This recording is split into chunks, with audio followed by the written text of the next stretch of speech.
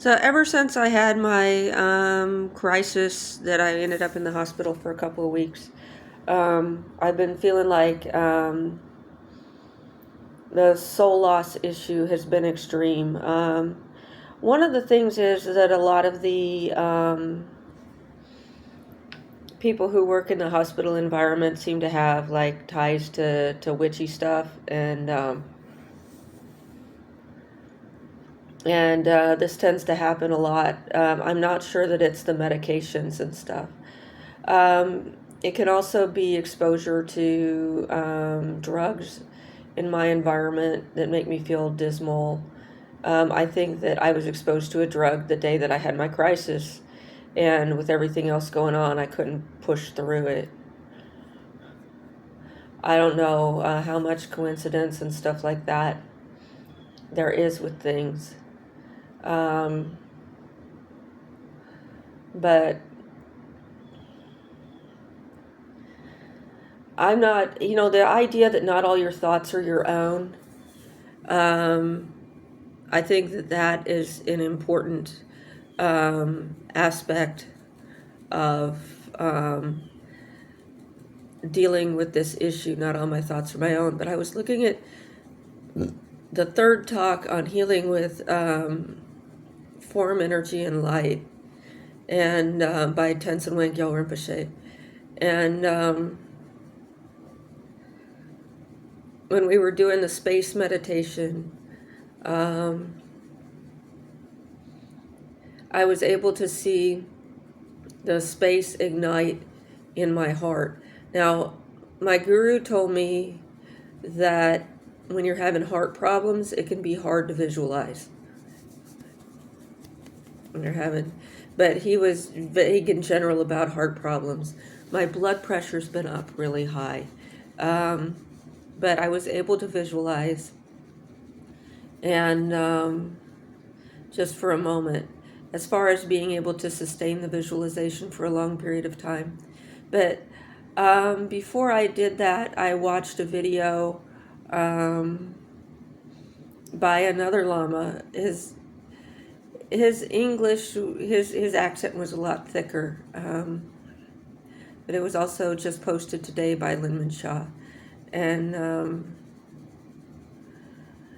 so I decided to do my Salung exercises early because I'd gotten a text from someone from the healthcare point of view who I don't think is witchy, um, about going hiking today. So I was like, oh yeah, I want to go do that. Um, so I did my Salung exercises early. Sat there by the window with the window open because it's a cooler day. I was looking at these lights that I have over on one of my altars, and was thinking about the energies, the syllables. It's easier for me to visualize the goddesses as syllables and to think about all of those helpful goddesses that turn all the granules into the 5 elements and prevent them from becoming too many things to comprehend and being just a solid. So everything, in order to be comprehensible, it has to get in these 5 baskets of forms, and and that way we can comprehend everything else as a mixture, even if it hasn't been sorted yet. And I was thinking about the lights generating and that even when I can't see it, it's there. That's something my guru said too. When it's not, even when you can't see it, just have faith that it's going on. And so using Mahamudra, using just observing, or using clear light just to observe what's happening without trying not to assess it, looking at the different aspects, looking at it like a lotus unfolding, every thought, every moment, every instant, every experience. When I come in and looking at the negative things, when I come into my house and I just feel like,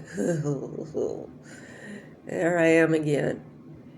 And I just feel like that is soul loss, that feeling that I have when I'm in the mental health system, um, that I don't seem to have at other times. Um, may literally have to do with there being witchcraft here that feeds on suicide. I know that's, but anyway, yeah. So once upon a time, our people had, we do have big monasteries and stuff like that, but I was watching that video about how that massive monastery out in Mustang and how it was displaced, I guess, by the Jonang people. But the Jonang, I like this is another thing that I read the Rime information and stuff like that, and of course it was a person who had grown up in Bonn who had moved into. Now he thought he'd be able to go back to Bonn, and he didn't. And so, thinking about the different religions and how they're revealed and collated and stuff like that for the different groups, again, we have the different baskets, the different elements. But some of us are of a nature that the elements make sense to us, that that seems to be what's soothing and helpful. But I'm of a nature that I'm just not going to be part of any kind of group,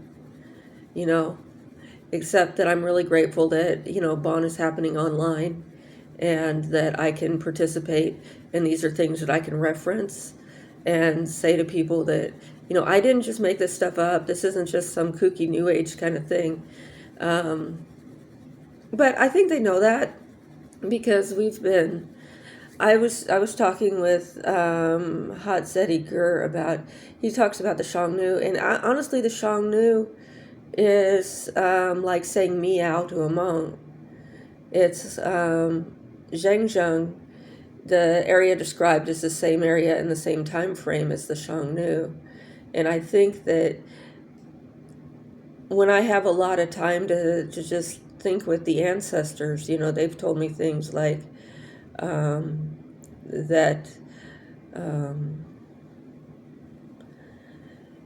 about the teaching different people, teaching different mind frames, learning to make use of different people. Yeah, we also did this for others, and there was oppression. In Islam they talk about thulm, oppression, and that causes friction, that causes rapid, an acceleration of impermanence, and it also causes weights on the scale. So the tipping point, if there's like a cantilever door or something like that, if you got to pull a lever to open a floodgate or a sluice gate, that friction can change the weights on the scale, the balance on the scale. And this oppression generates that friction.